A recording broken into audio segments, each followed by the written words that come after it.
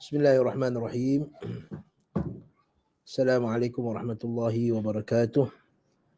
Innal hamdalillah nahmaduhu wa nasta'inuhu wa nastaghfiruh wa na'udzu billahi min shururi anfusina wa min sayyiati a'malina man yahdihillahu fala mudilla lah wa man yudlil fala hadiya lah wa ashhadu an la ilaha illallah wahdahu la syarika lah wa ashhadu anna Muhammadan 'abduhu wa rasuluh. يا أيها الذين آمنوا اتقوا الله حق تقاته ولا تموتن إلا وأنتم مسلمون يا أيها الناس اتقوا ربكم الذي خلقكم من نفس واحدة وخلق منها زوجها وبث منهما رجالا كثيرا ونساء واتقوا الله الذي تساءلون به والأرحام إن الله كان عليكم رقيبا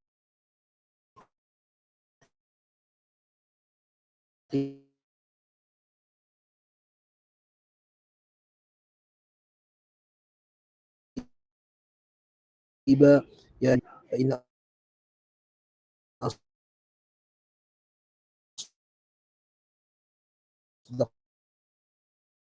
عليه وسلم وشر الأمور بدعة وكل بدعة ضلالة وكل ضلالة في النار.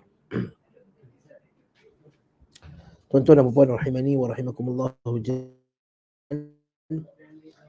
kita sambung lagi bacaan kitab Prinsip Dasar Islam. Kita masih lagi dalam apakah dia fadilat tauhid ataupun kelebihan tauhid, keutamaan tauhid.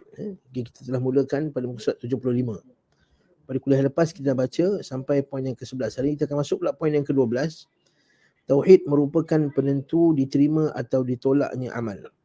Maksudnya ialah tauhidlah yang menentukan sama ada ibadah-ibadah yang anda lakukan kepada Allah Subhanahu Wa Taala itu diterima ataupun tidak. Maksudnya yang pertama dia menentukan sahnya amal. Yang kedua dia menentukan kesempurnaan amal. Jika dia tidak ada aslu tauhid, kalau dia tidak ada aslu tauhid, iaitu asal tauhid dia, maka tak sah langsung amalnya. Kerana syarat sah satu amal itu dia mesti ada al-ikhlas. Wal ikhlas kat sini maksudnya ialah at-tauhid. Jadi Allah Subhanahu Wa Taala kata dalam Quran, "In asyrakta bataluk." Sekiranya kamu syirikkan Allah Subhanahu Wa Taala, kami akan gugurkan amalanmu. Maksudnya Allah Subhanahu Wa Taala tidak akan menerima amalan selagi mana dia tidak Islam, selagi tidak mentauhidkan Allah. Jadi kat sini satu. Yang kedua, tauhid itu juga syarat sempurnanya amal. Maksudnya ialah makin sempurna tauhid, makin sempurna amalnya. Maksudnya begini. Makin kuat tauhidnya kepada Allah Subhanahu Wa Taala, makin bagus amalnya. Contohnya, ketika dia solat, makin ikhlas solatnya, makin banyak pahalanya. Sebab Nabi sallallahu alaihi sahih, dia kata ada yang solat 6/10, ada 5/10, ada 4/10, ada 3/10. Tinggal Nabi kata ada yang dapat 1/10 saja daripada solatnya. Apa yang menentukannya ialah perbezaan dari segi keikhlasan dan tauhidnya kepada Allah Azza wa Jalla. Waktu kata Syekh Salih Najib, dia kata, contohnya kalau orang tu dia berkahwin, dia berkahwin semata-mata kerana nak menyelesaikan nafsunya pada tempatnya halal, dapat pahala satu. Tapi kalau dia berkahwin kerana nak menyelesaikan nafsunya dan untuk memenuhi perintah Allah Azza wa Jalla, 2. Dan untuk menjaga agama dan jaga keluarga dia, 3, 4, 5, 6, 7, hinggalah akhiri sampailah ke satu tahap yang mana pahala dia makin banyak. Itu adalah kerana tauhidnya kepada Allah Subhanahu Wa Taala. Sebab tu kat sini dia kata sempurna dan tidaknya amal seseorang bergantung pada tauhidnya. Orang yang beramal tapi tidak sempurna tauhidnya, misalnya riak, maksudnya ada cacat pada tauhidnya, riak. Riak ni menghapuskan aslul iman ke atau tidak? Tidak. Dia merosakkan kesempurnaan iman. Okay? Riak, tidak ikhlas, nescaya amalnya akan menjadi bumerang baginya. Bumerang maksudnya dia baling, patah balik kat dia, tak dapat pahala apa-apa. Nescaya amalnya akan menjadi bumerang baginya, bukan mendatangkan kebahagiaan, baik itu berupa salat, zakat, sedekah, puasa, haji dan lainnya, Dan syirik besar pula akan menghapus seluruh amal. Jadi kat sini ada dua yang perkara merosakkan tauhid. Satu syirik kecil. Syirik kecil dia merosakkan amal itu, bukan rosakkan Islam di keseluruhannya. Contohnya kalau tuan-tuan salat, dalam salat tu syirik. Bukan syirik, dalam salat tu riak. Dalam salat tu riak, yang rosaknya keseluruhan salatnya. Di Islamnya rosak tak? Seluruh amal rosak tak? Tak. Tapi kalau dia mensyirikkan Allah Ta'ala dengan syirik akbar, maka yang rosak tu seluruh amal yang sebelum-sebelum ni semua rosak. Hancur, binasa semuanya. Nampak tak beza antara keduanya? Sebab dia kata sini, tauhid merupakan penentu diterima dan ditolaknya amal. Dan hadis yang paling jelas sekali dalam masalah ni ialah kisah Abu Talib dan juga kisah Jud'an. Ibnu Jud'an lah paling jelas sekali. Banyak kali dia sebut dah dalam kuliah kita, iaitu kisah Ibnu Jud'an yang kata Aisyah radhiyallahu anha dia banyak bersedekah tapi tidak pernah pun mentauhidkan Allah Subhanahu wa taala. Nah. Jadi Nabi kata tidak bermanfaat baginya sedekah-sedekahnya. Apa yang dilakukan oleh dia sebelum ini, maksudnya masa dia musyrikin, tidak memberi faedah apa-apa amal pun. Itulah para ulama kita telah sepakat mengatakan bahawa orang musyrikin kalau dia buat baik, apakah dia dibalas? Ya dibalas, tapi balasannya di dunia sahaja. Akhirat tak ada apa-apa, kosong. Bidarkil asfali minan nar. Ibnu Jud'an tadi. Ibnu Jud'an kafir kepada Allah Subhanahu wa taala. Tapi dia banyak bersedekah. Dapat apa-apa tak? Aisyah kata dapat apa tak ya Rasulullah? Dia kata tak dapat apa-apa. Kenapa tak dapat apa-apa? Sebab dia tidak mentauhidkan Allah Azza wa Jalla. Naam. Juga dengan Abu Talib. Bukti yang sangat jelas. Allah Ta'ala tak terima satu pun amalnya dari segi apa? Perjuangannya untuk mempertahankan Nabi SAW. Tak dapat apa-apa pun. Okay? Sehingga Abbas kata, ya Rasulullah, apakah Abu Talib tak dapat apa-apa sedangkan dia mempertahankan engkau, dia marah kerana engkau, maksudnya dia mempertahankan engkau ya Rasulullah. Nabi kata tidak. Illa kana fi dahdah minan nar. Melainkan dia itu akan illa annahu fi dahdah minan nar. Melainkan dia berada di neraka yang paling apa dia? Cetek sekali. Neraka yang paling cetek sekali sehingga bergelegak kepalanya. Jadi barakallahu fikum. Kita laula ana, kalau bukanlah kerana syafaatku, lakana fi darkil asfali minan nar. Saya di bawah neraka yang paling bawah sekali.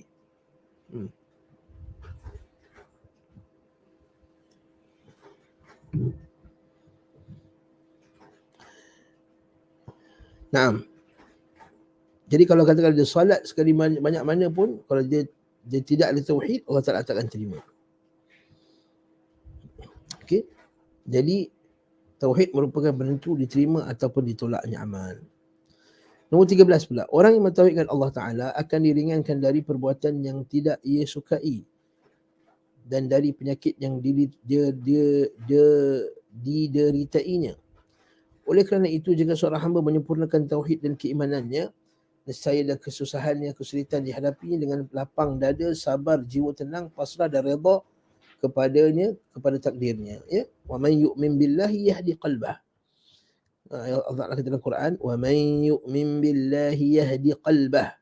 Siapa yang beriman kepada Allah, Allah Ta'ala bagi petunjuk pada hatinya.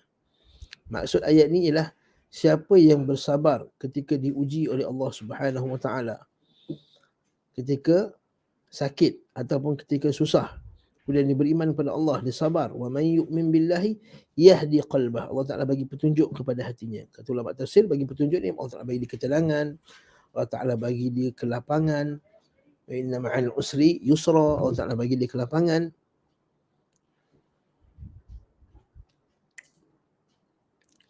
Allah Ta'ala bagi dia petunjuk untuk menyelesaikan masalah tadi.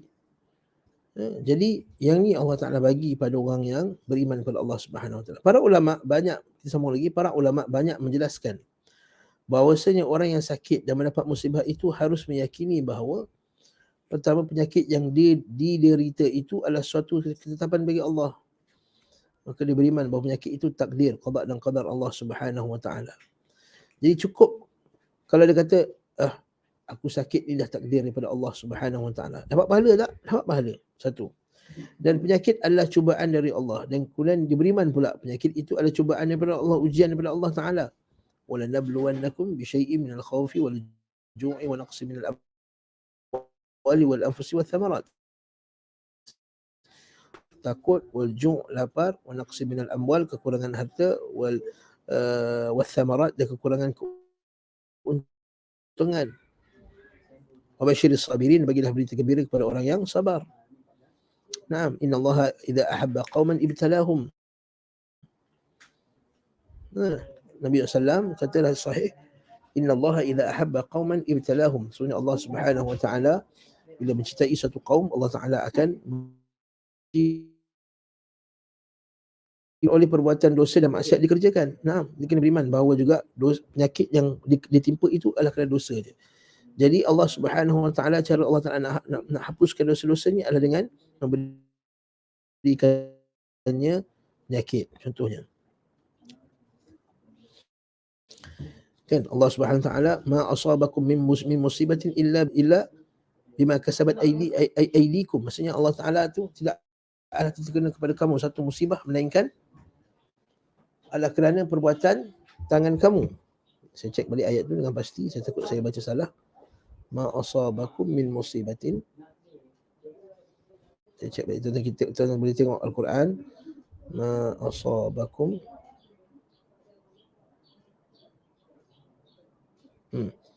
Surah Syura. Ma asabakum min musibatin fa bima kasabat aydikum. Betul saya baca. Betul. Alhamdulillah.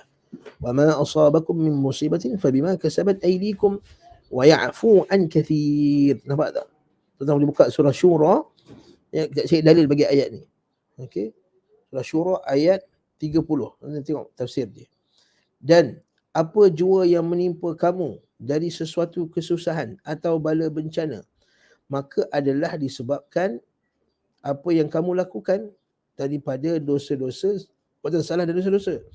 Dan dalam pada itu Allah Ta'ala telah memaafkan sebahagian besar dosa-dosa kamu. Masya Allah, ayat ni power tuan-tuan. Ma asabakum min musibatin fabima kasabat aydikum. Apa saja yang tertimpa kepada kamu adalah kerana tangan-tangan kamu, iaitu dosa-dosa yang telah kamu lakukan. Wa ya'fu an kathir. Dan apa yang Allah Ta'ala kenakan pada kita, sakit ini pun, ini hanyalah sebahagian daripada dosa kita je. Kalaulah Allah Ta'ala balas semua dosa kita ni dengan penyakit, saya tertimpa penyakit kita, mungkin kita takkan berhenti daripada penyakit, sebab dosa kita terlalu besar kepada Allah Subhanahu wa taala.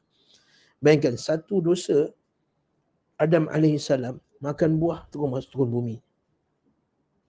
Satu dosa iblis tak ada sujud pada Allah Taala, terus dilaknat, dicampak daripada syurga. Dosa kaum Lut, dosa melakukan hubungan sejenis, terus diangkat bumi dan dihancurkan. Kita bumi Malaysia ni apa dosa? Dosa kaum Lut ada. Dosa kaum Mutaffifin, kaum Nabi Hud, bila dia ditimbang dengan tipu. Membunuh binatang, membunuh nyawa-nyawa yang tidak sepatut dibunuh, seperti kaum Nabi Saleh. Ya, membunuh unta, maksudnya membunuh dengan cara yang tak betul, membunuh apa yang dimuliakan oleh Allah Subhanahu wa taala. Kaum Nabi Saleh. Kaum apa lagi? Kaum Ad dan Thamud. Mendustakan rasulnya, menolak rasulnya, dihancurkan oleh Allah Subhanahu wa taala. Naam. Betul kata Syekh Abdul Razak Al-Badr, dia kata kalau ikutkan semua dosa-dosa kaum terdahulu telah dilakukan oleh umat ini, tapi Allah Ta'ala tak kenakan musibah seperti mana mereka. Allah Ta'ala tak hancurkan kerana doa Nabi SAW. Jadi kalau nak ikutkan dosa kita, patutnya kita sakit lagi banyak dari sekarang ni. Patut Allah Ta'ala kata dalam ayat dia apa? Ma asabakum min musibatin mahma asabakum ayyuhan nas minal masaib. Ini kata tafsir Ibn Kathir. Fa innama huwa an sayyi'at taqaddamat lakum. Naam.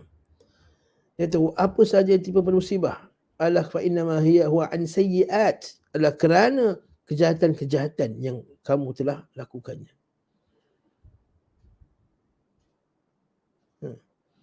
Dan itu sebahagiannya Allah wa ya'fu an kathir. Dan Allah Ta'ala telah memaafkan banyak lagi. Wa ya'fu. Kalau Allah Ta'ala azab kita, bagi kita penyakit, semua dosa-dosa kita, dan saya kita tak akan berhenti sakit. Sebagaimana hadis Nabi SAW ketika Nabi ziarah seorang orang yang sakit tu kan. Nabi ziarah orang tu sakit, Nabi kata, Nabi pun doakan dia. Tak lama kemudian tak sihat-sihat. Kebiasaannya Nabi SAW doakan orang sihat, dia jadi sihat. Tak sihat-sihat juga, bahkan bertambah sakit dia.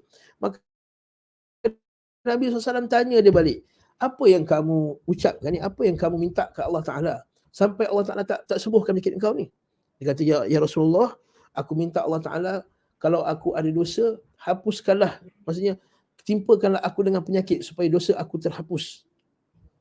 Kata Nabi SAW, Allah Subhanahu Wa Ta'ala, mintalah ampun, mintalah hasanah di dunia dan akhirat. Sebenarnya Allah Ta'ala tu bukannya zalim, maksudnya Allah Ta'ala tu maha pengampun. Bukan semestinya untuk ampunkan kita, dia kena timpakan kita dengan macam dia kena balas semua kesalahan kita. Tidak semestinya. Betul Nabi kata, bacalah Rabbana atina fid dunya hasanah wa fil akhirati hasanatan wa qina adzabannar. Nampak? Orang tu dia doa. Bayangkan sahabat Nabi, itu sahabat Nabi. Pertama sahabat Nabi. Yang kedua, didoakan oleh Rasulullah SAW.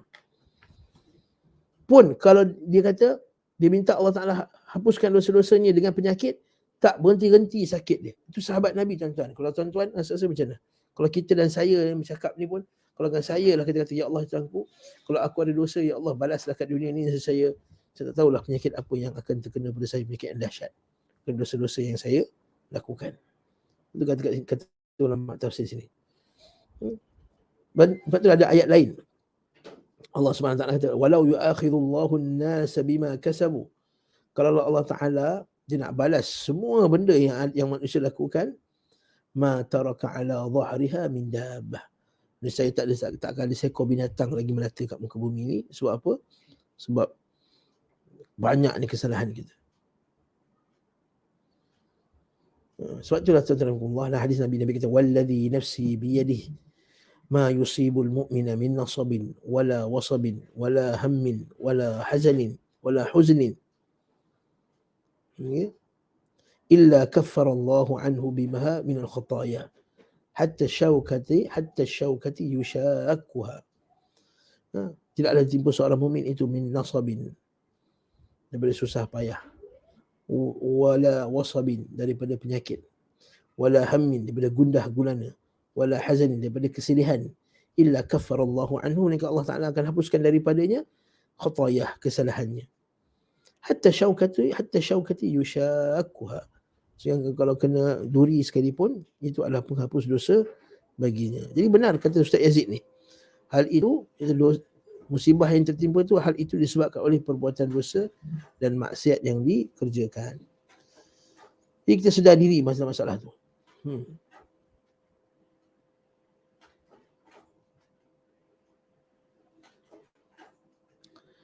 Naam. Ketiga, kata Ustaz Yazid, hendaklah ia meminta ampun dan kesembuhan kepada Allah. Nampak tak? Bagi orang yang ada tauhid, bila dia kena sakit, dia akan istighfar kepada Allah Subhanahu Wa Taala. Bila orang yang beriman, bila dia tiba sakit, dia ingat Allah Ta'ala. Dan ini bagus. Dan ciri-ciri dari iman kepada Allah Subhanahu Wa Taala. Bila tiba penyakit, dia rasa takut. Ya biar Allah Ta'ala, aku ni banyak dosa, moga Allah Ta'ala ampun aku. Dia kembali kepada Allah Subhanahu Wa Taala ketika sakit. Sebab manusia ni memang dia lupa. Dia makhluk yang pelupa. Apabila dia timpa penyakit, dia ingat Allah Subhanahu Wa Taala. Maka perlulah sekali-sekala Allah Subhanahu Wa Taala, cara nak ingatkan hamba-Nya, itu dia timpakan penyakit. Tapi kalau orang tidak beriman kepada Allah Subhanahu Wa Taala, dia bila ditimpa penyakit, baru dia akan jadi lebih buruk lagi. Innal insana khuliqa halu'a idza massahu syarru jazu'a wa idza massahu alkhairu manu'a illa almusallin. Innal insana khuliqa halu'a. Dia manusia ni perangai dia ialah perangai yang suka halu'a, iaitu bila kita tahu dibuka tafsir ayat tu, innal insana khuliqa halu'a. Ni kita khuliqa halu'a. Innal insana khuliqa halu'a. Idza massahul khairu jazua.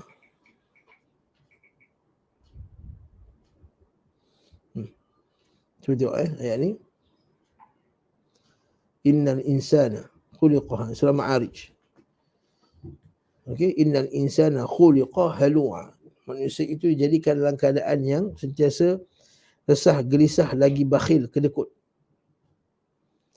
Idza massahul khairu syarru jazua. Bila dia timpa benda yang tak elok, benda yang dia tak suka, jazua, dia akan sedih, marah-marah. Jaza wal khala qalbahu min shiddati ar-raghb wa aysa an yaghfir lahu ba'da dhalika khair.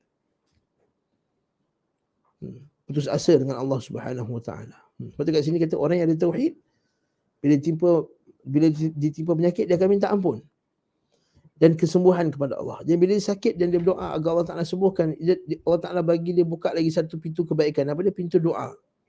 Pintu raja. Pintu raja tu apa? Pintu pengharapan. Faham tak? Maksudnya macam ni. Masa dia tak sakit, dia sembahyang, dia solat, dia puasa, dia zakat, dia haji, dia berdoa, dia qiyamul lail. Tapi bila dia ditimpa penyakit, dia makin bertambah lagi.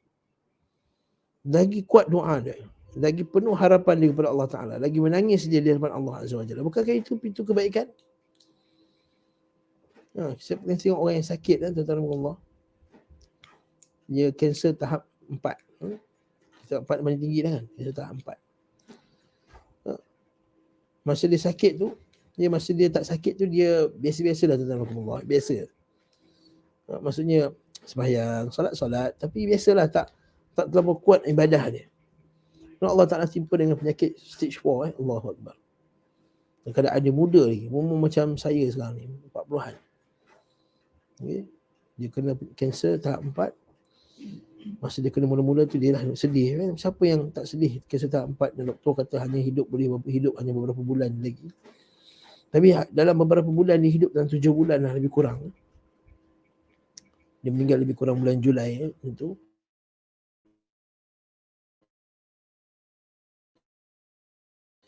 Dia timpa penyakit tu bulan Disember.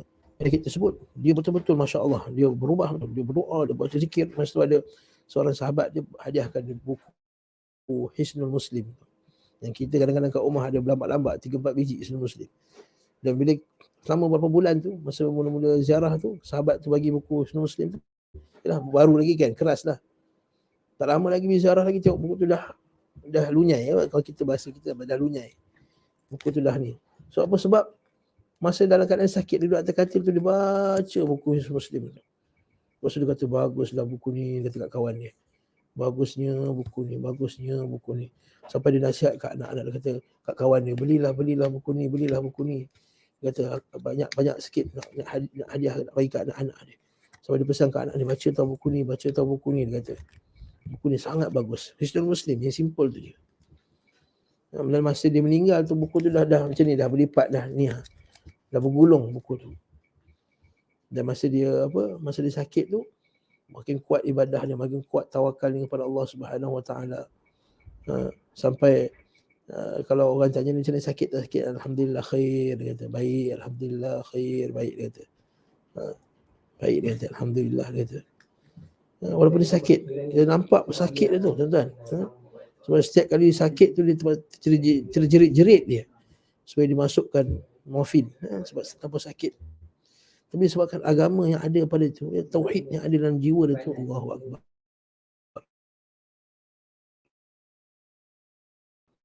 Dia tawakal kepada Allah Subhanahu wa taala. Sampai ketika dia nak meninggal tu, dia kata I'm a better Muslim. Dia kata bahasa Inggeris dia sebut. Dia kata aku ni, I feel I'm a better Muslim right now. Dia kata aku rasa aku ialah Muslim yang lebih baik sekarang ini. Subhanallah. Maksudnya ketika nak meninggal tu, itu yang dia ingat. Dia nak jadi better Muslim. Allahu Akbar. So apa? Masa dia sakit tu, maksud dia ingat Allah Ta'ala, dia sembahyang malam dia. Jadi ini kita kata, kadang-kadang Allah Subhanahu Wa Ta'ala, ini benarlah hadis Nabi kata, Inna Allah idha ahabba abdan ibtalahu. Allah Subhanahu Wa Ta'ala bila dia mencintai satu kaum, Allah Ta'ala bagi dia, Allah Ta'ala uji dia. Allah Ta'ala uji dia. Makin maksudnya, agar dia bertemu dengan Allah Subhanahu wa taala dalam keadaan tidak ada apa langsung dosa padanya. Sebab dalam hadis sahih disebutkan ada orang yang datang berjumpa dengan Allah Subhanahu wa taala dengan segala bentuk penyakit dan kesusahan di muka bumi ni, lalu dia berjumpa dengan Allah Taala, langsung tidak ada padanya dosa-dosa pun. Sebab apa? Semua dosa yang telah dihapuskan dengan penyakit tu tadi. Sehingga kami dia datang dalam keadaan dulu dia sakit tu, dosa-dosa dihapuskan, maka orang-orang yang lain yang berada di akhirat tu tengok dia, maka mereka semua berharap, ahli akhirat ketika itu berharap mereka itu dibangkitkan sekali lagi di dunia, dan kemudian mereka berharap agar badan mereka dipotong-potong. Maksudnya dia kena ujian lebih teruk dulu. Dipotong-potong badan mereka, dihancur-hancurkan agar mereka dapat pengampunan yang sama sebagaimana orang yang sakit tadi. Alhamdulillah, bersyukurlah pada Allah Ta'ala kalau kita ada ahli keluarga kadang-kadang dia meninggal sebab sakit kan. Meninggal sebab sakit. Tapi kita tengok dia meninggal dalam keadaan dia masih lagi seorang Muslim. Allahu Akbar. Itu nikmat. Jadi kita tengok kita sedih lah dia sakit. Tapi di sebalik kesedihan itu kita rasa syukur pada Allah Azza wa Jalla. Walaupun dia sakit teruk macam mana pun, dia masih lagi sabar dan dia masih lagi menjadi seorang Muslim dan dia mati dalam keadaan dia Muslim. Maka itu satu nikmat yang sangat besar. Kat sini kata, hendaklah ia minta ampun dan kesembuhan kepada Allah. Dan masa dia sakit tu dia sentiasa berharap raja daripada Allah Subhanahu wa taala. Berharap kepada Allah Subhanahu wa taala untuk disembuhkan. Walaupun penyakit tu dah teruk dah, stage 4 dah. Tapi bila dia sakit tu dia berharap, ya Allah, aku sembuhkan aku, ya Allah, berharap, ya Allah, sembuhkan aku, ya Allah. Pengharapan itu sangat besar. Betul, hadis Nabi SAW, Nabi nampak seorang pemuda. Pemuda ni dia nak meninggal, dia sakit. Pemuda sakit nak meninggal. Lalu Nabi kata, bagaimanakah sangkaan kamu kepada Allah Azza wa Jalla? Bagaimana sangkaan kamu kepada Allah Azza wa Jalla? Maka kata pemuda tu, aku takutkan azab Allah Subhanahu wa taala, namun aku berharapkan pengampunannya. Maka kata Nabi SAW, tidaklah berkumpul pada seorang hamba dua sifat tadi, melainkan Allah Ta'ala akan menghapuskan dosa-dosanya lalu. Tidaklah seorang hamba berjumpa dengan Allah Subhanahu wa taala dengan dua tadi tu, maka Allah Ta'ala akan hapuskan dosa-dosa. Betul Nabi kata dalam hadis, ya, dalam hadisnya dia kata, ya ibn Adam, kullama da'awtani wa rajawtani aghfiru laka wala ubali. Wahai anak Adam, sebagaimana kau berharap kepadaku, sebagaimana kau berdoa kepadaku, aku akan ampunkan kamu. Ala ma kana minka wala ubali. Dan keadaan apa pun dosa kamu, wala ubali, aku tak peduli. Dan bukankah orang yang sakit itu Allah dia mengharapkan kesembuhan daripada Allah Subhanahu wa taala? Dan bukankah ketika doktor kata dah tak ada ubat bagi kamu, ketika itu pengharapannya sepenuhnya pada Allah Taala. Kadang-kadang orang ni bila kata oh ada ubat, tak apa. Sakit ada ubat.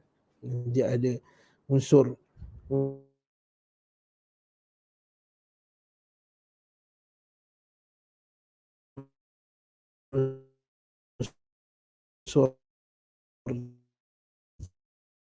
tawakal.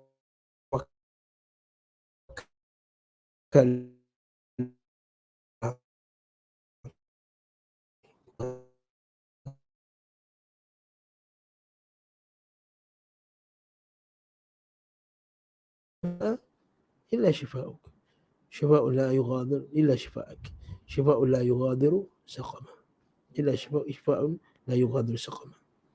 Kata doa Nabi itu, Allahumma shfi, ya Allah Tuhan ku sembuhkan aku. Anta syafi, engkau lah satu-satunya penyembuh ya Allah. La shifaa illa shifauk, tidak ada syifa melainkan syifa-Mu ya Allah. Syifa'un la yughadir saqama, syifa yang tidak akan didahului padanya apa-apa sakit lagi. Yang ke-14, tauhid akan memerdekakan seorang hamba dari penghambaan kepada makhluknya agar menghambakan hanya kepada Allah sahaja yang menciptakan seluruh makhluk. Nah, artinya itu orang bertauhidkan Allah dalam kehidupannya hanya menghamba dan memohon pertolongan, meminta ampunan dan berbagai macam ibadah lain hanya kepada Allah Ta'ala semata-mata. Yang orang tauhid ini merdeka daripada belenggu penghambaan kepada makhluk. Sebab itulah Rabi'i bin Amir bila dihantar ke Parsi, Raja Parsi itu dengan penuh sombong, dia kata pada Rabi'i, kamu orang Arab Badui, kenapa datang sini? Maksud Rabi'i bin Amir datang nak serang Raja Parsi masa tu, nak serang kerajaan Parsi zaman Umar Khattab. Masa datang ni biasalah, bila serang dia akan hantar utusan dulu. Okay, sama ada nak tunduk dengan Islam, ataupun nak bayar jizyah, ataupun perang. Maka Rabi' bin Amir datanglah jumpa dengan Raja Parsi, masa penuh dengan harta-harta, dengan nak tunjuk depan orang Islam, Raja Parsi tersebut, dengan perempuan-perempuan yang cantik, nak tunjuk bahawa kerajaan dia hebat lah, kaya lah dia, ramai perempuan apa semua ikut dia. Maka Rabi' bin Amir dengan dia kata, apa tujuan kamu datang, wahai Rabi'i? Datang apa, nak minta sedekah ke? Sebab apa? Sebab biasanya dahulu masa orang Arab belum Islam lagi, mereka sangat takut dengan kerajaan Parsi ni, kerajaan yang besar. Kerajaan Parsi ni terkenal dengan perak, okey, dengan emas dan dengan perak, dengan perak ataupun emas. Kerajaan Rom terkenal dengan perak, atau seumpamanya, atau saya terbalik, ahmar wal abyad. Nama Rabi' bin Amir kata apa? Kami datang kepada kamu untuk membebaskan manusia ini daripada min ibadatil ibad ila ibadati rabbil ibad. Membebaskan manusia, memerdekakan manusia, linukhrijan nas min ibadatil ibad ila ibadati rabbil ibad. Tentera Islam masa itu dia kata, kami datang untuk membebaskan manusia. Kami nak serang kamu ini agar kami nak bebaskan manusia daripada penghambaan kepada hamba, kepada penghambaan kepada Tuhan si hamba tadi, penghambaan kepada Allah Subhanahu wa taala. Min jawril adyan ila adil Islam.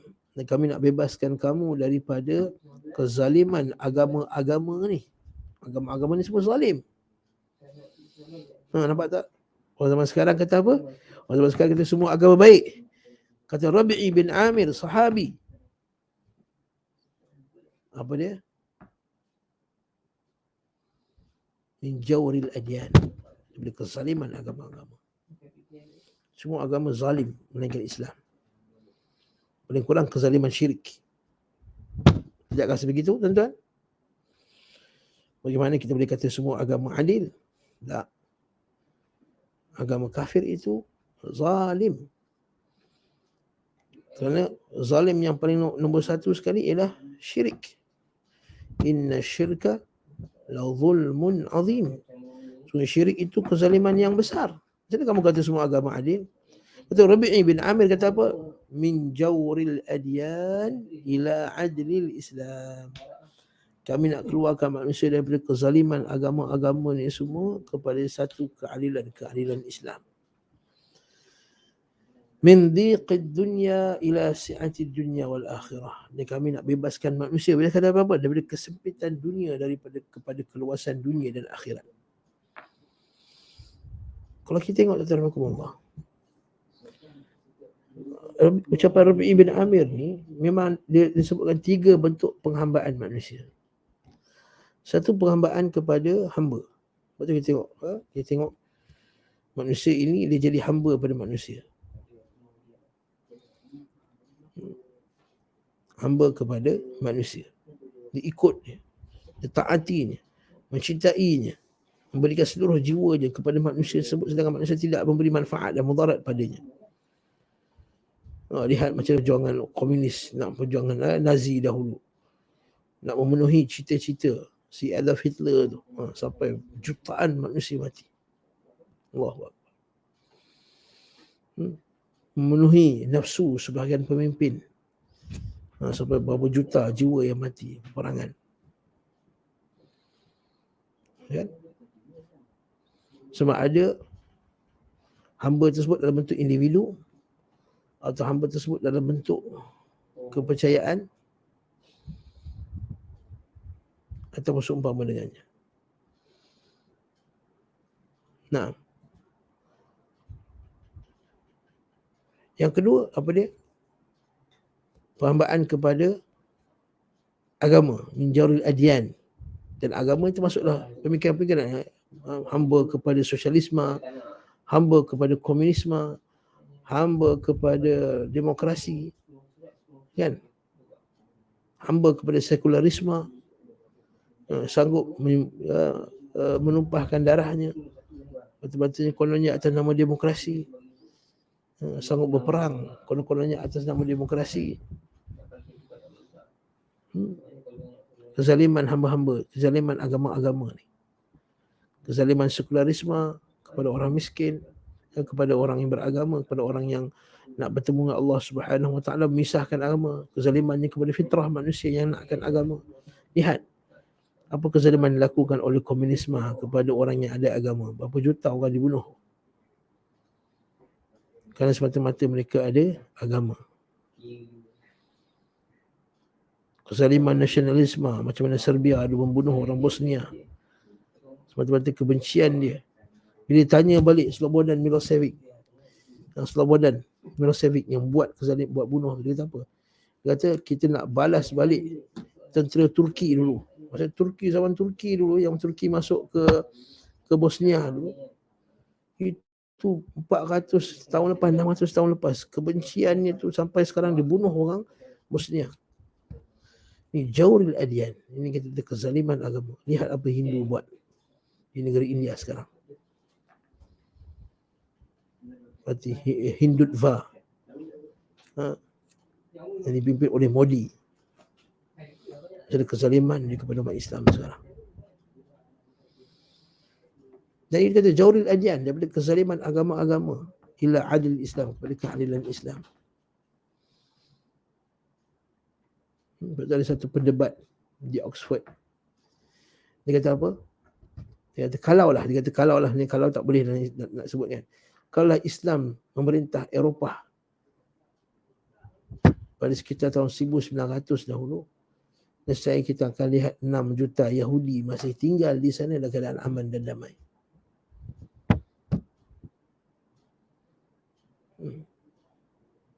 Yahudi di Andalusia hidup aman dan damai, sehingga kan dikatakan ialah zaman keemasan Yahudi adalah ketika umat Islam di Andalusia. Zaman kecemerlangan orang Yahudi dari segi ilmu dan juga ekonomi adalah ketika umat Islam ketika di Andalusia. Yang sebelum tu mereka telah dizalimi oleh mana-mana agama yang ada di muka bumi ini, akan menzalimi orang Yahudi. Kebenciannya kepada orang Yahudi. Barakallahu fiik. Min dhiqid dunia, penghambaan kepada dunia yang sempit ni. Kita macam mana sekarang ni manusia disempitkan dengan apa? Dengan hiburan. Disempitkan dengan harta, disempitkan dengan pangkat. Perbincangannya tak keluar. Kalau kita baca surat khabar, pergaduhan ni adalah sekitar politik, pergaduhan ni adalah sekitar harta, pergaduhan ni adalah sekitar perebutan wanita, sekitar kemasyhuran. Dhiqid dunia, sempitnya dunia ni. Ila si'ati dunia wal akhirah.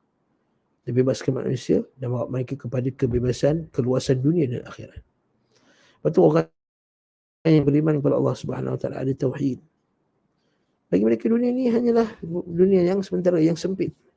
Ada banyak lagi keluasan di akhirat kelak. Guru kami bila sebut berkenaan dengan ustaz di negara kami dihalang untuk menyebarkan sunnah, dihalang untuk menyebarkan Al-Quran dengan sunnah.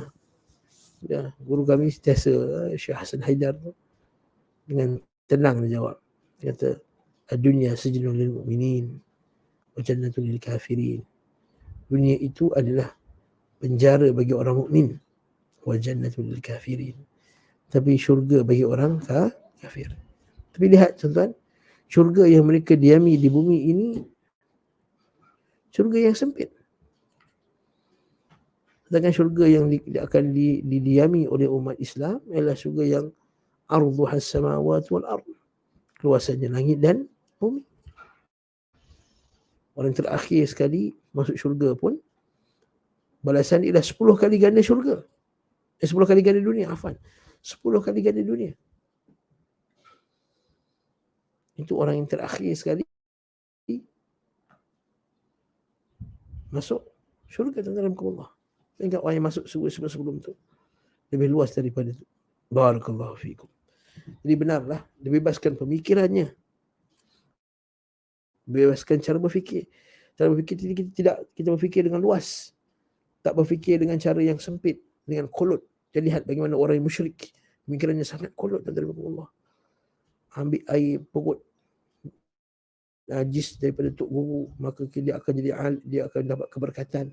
Cium air tok guru, cium kaki, minum air bekas-bekas air daripada tok guru, kemudian disamakan dengan Rasulullah SAW.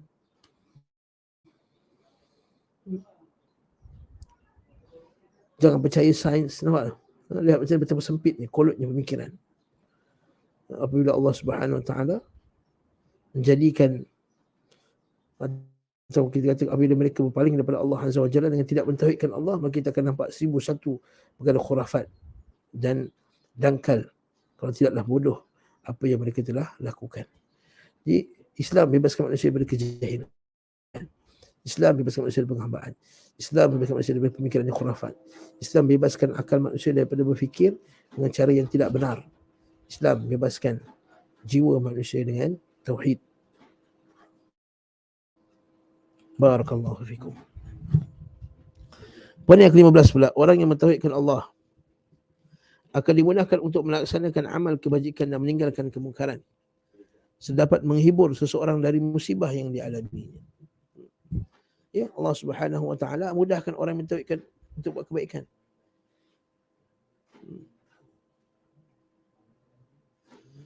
Bukankah Allah Subhanahu Wa Taala kata dalam Quran, alladzina amanu wa lam yalbisu imanahum bidzulmin ulaika lahumul amnu wa hum muhtadun. Kata Allah dalam Quran, dalam surah Al-An'am.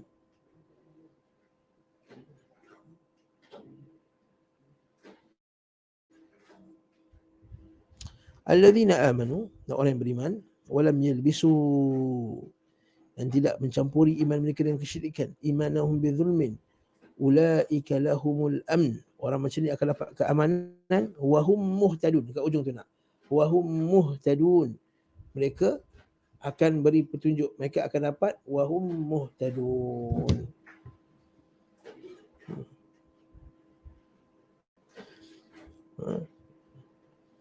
Dan mereka itu akan dapat petunjuk. Dalil bahawa orang yang mentauhidkan Allah Ta'ala saja dapat petunjuk. Wallahu la yuhibbul wallahu la yahdil qaumadh zalimin. Bukankah Allah Ta'ala kata dalam Quran, Allah dan Allah Ta'ala la yahdil qaumadh zalimin, Allah Ta'ala tak bagi petunjuk kepada orang yang zalim. Apakah zalim yang paling besar? Syirik. Ya, Allah Ta'ala tak akan bagi petunjuk kepada orang yang syirik. Orang terlibat dengan syirik akbar, dengan bid'ah ni, kita lihat macam mana. Makin teruk, maka mereka tenggelam dalam bid'ah mereka. Bahkan kalau bid'ah mereka itu bid'ah syirkiyah, bid'ah yang syirik, lebih-lebih lagi lah Allah Ta'ala tak bagi petunjuk. Hatta petunjuk untuk merasakan diri mereka bersalah pun Allah Ta'ala tak bagi.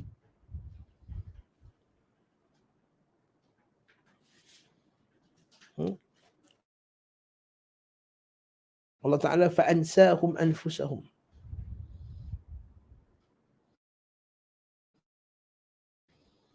Anfusahum. Allah Ta'ala jadikan mereka itu lupakan diri mereka sendiri. Tuan buka Quran. Fa'ansahum anfusahum. Ulaika humul zalimun. Surah Al-Mujadilah. Buka surah Al-Mujadilah ayat. Buka surah Al-Mujadilah ayat 19 ke surah 54.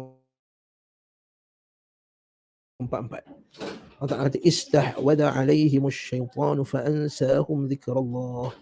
Ulaika hizbus syaitan. Ala inna hizbas syaitani humul khasirun. Istahwada alaihimus syaitan, syaitan dah tipu mereka. Syaitan telah main-mainkan mereka. Istahwada alaihimus syaitan, syaitan telah menguasai dan mempengaruhi mereka dan menyebabkan mereka lupakan ajaran Islam yang sebenar. Istahwada alaihim wa ansahum zikrallah. Ulaika hizbus syaitan. Nampak Allah Ta'ala palingkan, Allah Ta'ala tak bagi hidayah kepada mereka. Allah Ta'ala palingkan mereka daripada mengingati Allah. Ulaika hizbus syaitan. Ala inna hizbasyaitani humul khasirun.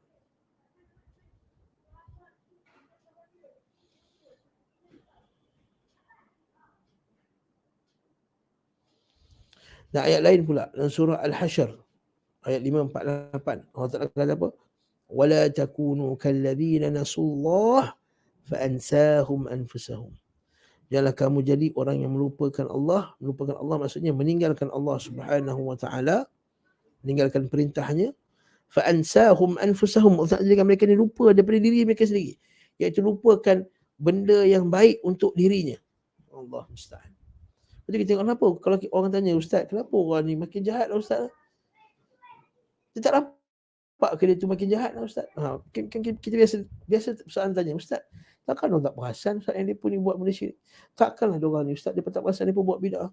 Takkan orang tak perasan ustaz? Takkan tak jelas lagi? Bukankah hadis Nabi dah ada? Bukankah soalan ni biasa ditanya ustaz? Jawapan yang ada dalam surah Al-Hasyr ni, wala takunu kalladzina nasullah, janganlah kamu jadi orang yang melupakan Allah Ta'ala, itu meninggalkan perintahnya. Fa'ansahum anfusahum, ini dilupakan apa perkara yang baik untuk diri dia, masalih untuk dirinya. Fa'ansahum anfusahum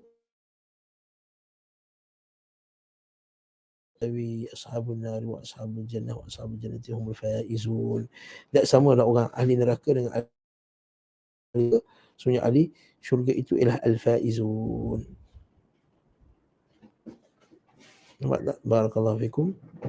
Beza antara dua, syattan baina hadha. Beza antara dua ni, iaitu apa dia?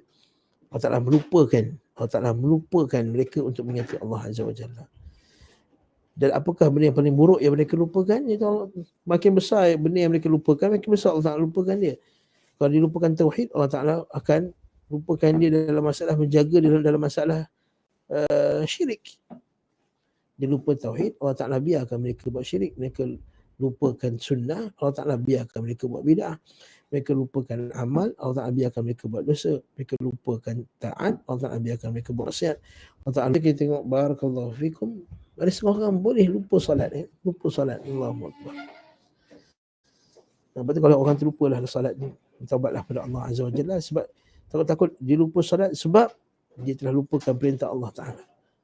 Wala takunu kalladzina nasullah fa ansahum anfusahum. Fa ansahum anfusahum, kata Syekh Abdul Rahman As-Sa'di rahimahullahu ta'ala, al-hirman kullu al-hirman an yaf'al al-'abd an hadha al-amr wa yushabih qauman nasullah وغفلوا عن ذكره والقيام بحقه وأقبلوا على حظوظ أنفسهم وشهواتها فلم ينجحوا ولم يحصلوا على طائل بل أنساهم الله مصالح أنفسهم وأغفلهم عن منافعها وفائدها. kata Syekh Nasir al-Hirman kullal hirman, terlarang, dengan sepenuhnya terlarang orang yang hamba itu melalaikan perintah Allah Subhanahu wa taala dan mengikuti perangai orang yang melupakan Allah Taala. Wa yushabihu qauman nasullah. Allah Taala larang kita ikut perangai orang yang lalai. Okey. Allah Taala melarang kita ikut perangai orang yang lalai. Lalu bila dia dah ikut perangai orang yang lalai tadi, maka Allah Subhanahu wa taala bal ansahumullah, Allah Ta'ala membuat mereka lupa tentang perkara yang memberi manfaat untuk diri mereka. Allah Ta'ala lupakan mereka untuk baca Quran, Allah Ta'ala lupakan mereka untuk baca hadis, Allah Ta'ala lupakan mereka untuk mengaji tauhid, Allah Ta'ala lupakan mereka untuk bertaat pada perintah Allah Ta'ala. Maka itulah dia orang yang fasiqun. Allahul musta'an, na'udzubillah min dzalik. So itu kat sini kata Syekh, benar sekali orang yang bertauhid kepada Allah akan dimudahkan untuk melaksanakan amal-amalnya.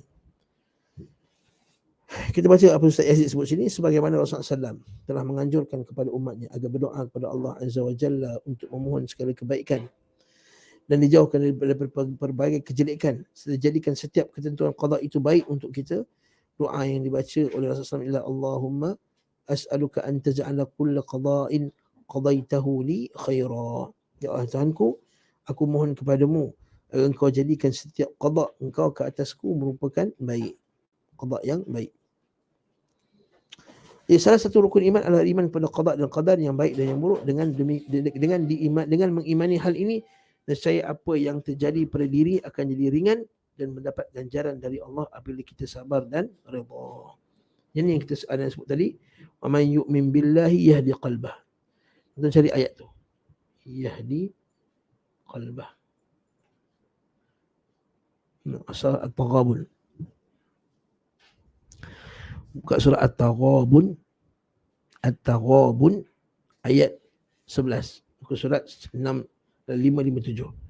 Ma asaba min musibatin illa biiznillah. Tidak ada satu musibah ni melainkan dengan izin Allah.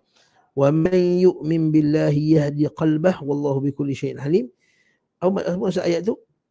Wa man yu'min billah, siapa yang beriman kepada Allah Allah Ta'ala akan memimpin hatinya untuk menerima apa yang berlaku dengan tenang dan sabar. Dan ingatlah Allah Ta'ala mengetahui atas segala sesuatu. Wa man yu'min billahi yahdi qalbah. Kat sini Allah Ta'ala kata tafsir Ibn Kathir kata apa? Kata tafsir As-Sa'di, wa man yu'min billahi yahdi qalbah. Atau wa man asabathu musibatun, orang yang terkena dengan musibah, fa'alima annaha biqada'illah, dan dia tahu itu adalah qada' dan qadar Allah Ta'ala, wa sabara, dan dia bersabar, wahtasaba, dan mengharapkan ganjaran, wastaslama liqada', dan menyerahkan dirinya kepada qada' dan qadar Allah Ta'ala, hadallahu qalbahu, Allah Ta'ala akan bagi petunjuk kepada hatinya, wa'awwadahu amma fatahu minad dunya, Allah Ta'ala gantikan ganjaran baik, Allah Ta'ala gantikan apa yang mereka dihilang. Ya, hudiya fi qalbih, Allah Ta'ala akan bagi petunjuk dalam hatinya apa yang lebih baik untuk dilakukan. Okey. Wa yaqinan, Allah Ta'ala akan tambah keyakinan, sadiqan, yang benar. Wa qad yakhlifu alaihi ma kana ukhidha minhu aw khairan minhu, dan Allah Ta'ala akan gantikan apa yang diambil daripadanya dengan perkara yang semisal dengannya atau yang lebih baik daripadanya. Jadi kat sini ayat yang jelas, surah At-Taghabun tadi ayat 11. Yang ke-16, orang yang mewujudkan tauhid dengan ikhlas akan dilapangkan dadanya, sama juga ayat ini. Yang ke-17, orang yang mewujudkan tauhid dengan ikhlas, jujur dan tawakal kepada Allah dengan sempurna, maka akan masuk syurga tanpa hisab dan tanpa azab. Itu poin terakhir. Orang tawakal benar-benar kepada Allah akan masuk syurga tanpa hisab dan tanpa azab, berdasarkan hadis Ibnu Abbas. Hadis Ibnu Abbas tu kan Nabi SAW kata, uridat alayya al-umam, dibentangkan padaku umat-umat terdahulu.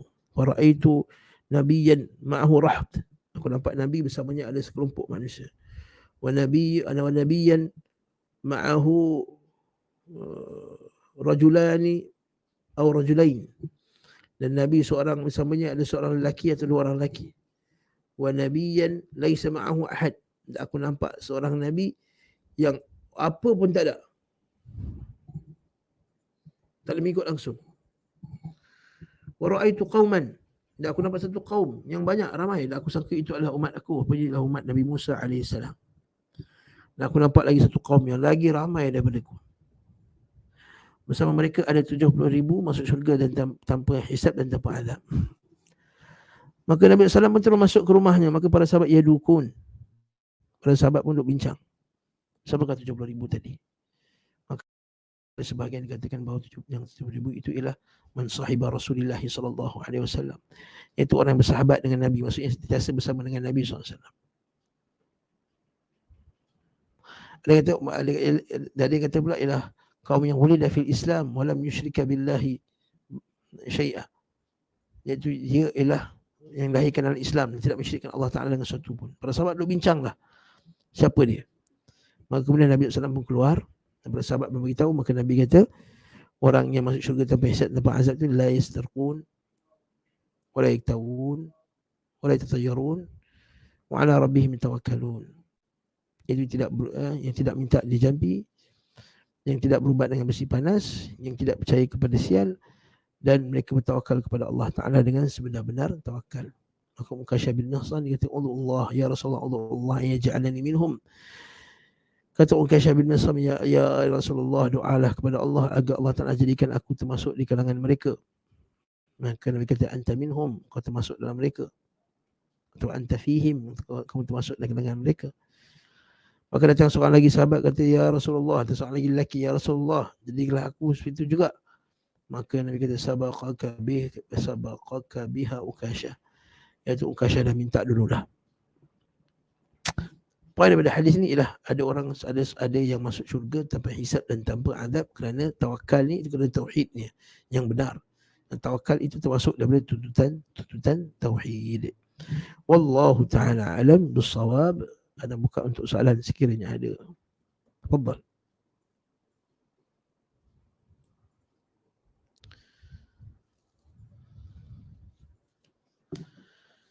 Salam, saya dengar satu ceramah yang menyatakan kalau kita selalu tinggalkan salat, maka segala amal salih yang kita lakukan tidak akan diterima. Mohon pendapat Ustaz.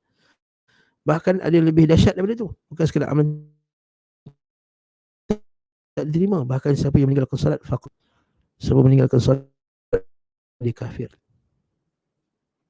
Siapa meninggalkan salat maka hukumnya kafir. Dan ini adalah pendapat yang paling sahih, asahul qaul, arjahul qaul, pendapat yang paling sahih. Lupa, bukan tak sengaja, bukan ni semua, memang sengaja tinggalkan, maka dia kufur kepada Allah. Al-farqu bainana anna al-ahda bainana wa bainal kafir as-salah, faman tarakaha faqad kafar. Sungguh janji perbezaan kita dengan orang kafir adalah salat. Allah Ta'ala kata dalam Quran berkenaan dengan orang yang masuk neraka, orang kafir. Allah Ta'ala kata qalu ma salakakum fi saqar, apa menyebabkan kamu masuk neraka saqar? Qalu lam naku minal musallin, kami tidak termasuk orang yang salat. Walam naku nut'imul miskin, kami tak bagi makan kepada orang miskin. Wa kunna nakhudhu ma'al khaidin, kami ini bercakap tentang Allah Ta'ala dengan sesuka hati kami. Kalau bercakap tentang agama ni tak ada dalil, berdusta atas agama. Wa kunna nukadzdzib, telah mendustakan hari akhirat. Maksudnya Allah Subhanahu Wa Taala letakkan orang tak salat ni sama dengan orang yang mendustakan hari akhirat. Jadi sahih pendapat tu, bahkan asyad, siapa tinggalkan salat kafir, bila kafir gugur segala amal salihnya. Wallahu a'lam.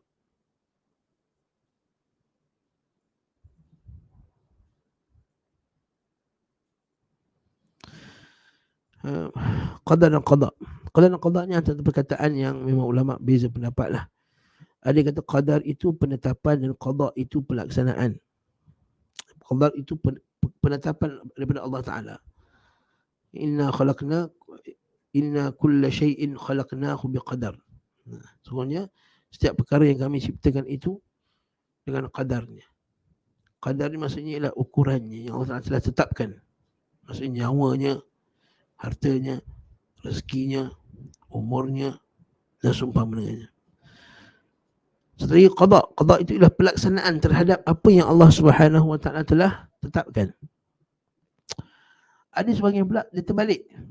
Ada kata qada itulah penetapan, qadar itu ialah pelaksanaan.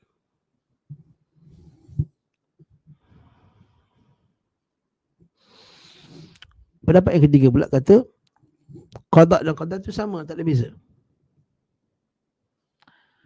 Wallahu alam, kita kata yang sahihnya dia adalah perkataan yang sama lah. Qada dan qadar Allah Subhanahu Wa Taala, walaupun kita kata qadar itu ialah apa yang telah tetapkan, penetapan Allah Taala atas segala sesuatu.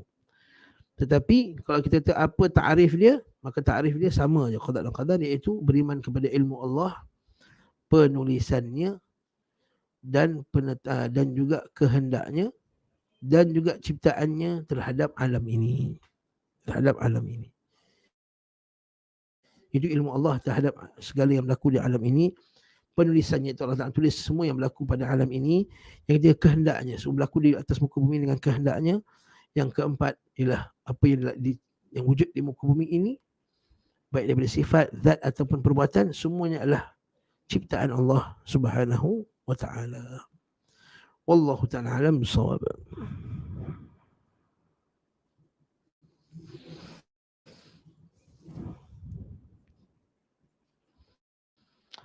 berkenaan dengan jamak solat ketika sakit ini memang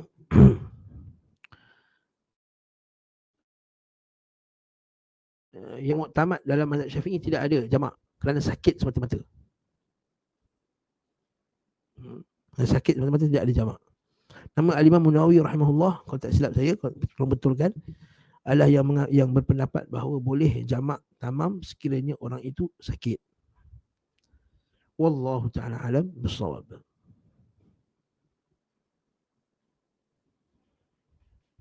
Subhanakallahumma bihamdika asyhadu an la ilaha illa anta astaghfiruka wa atubu ilaik. Sallallahu ala Muhammad wa ala alihi wa sahbihi wa sallam. Alhamdulillah rabbil alamin. Assalamualaikum warahmatullahi wabarakatuh.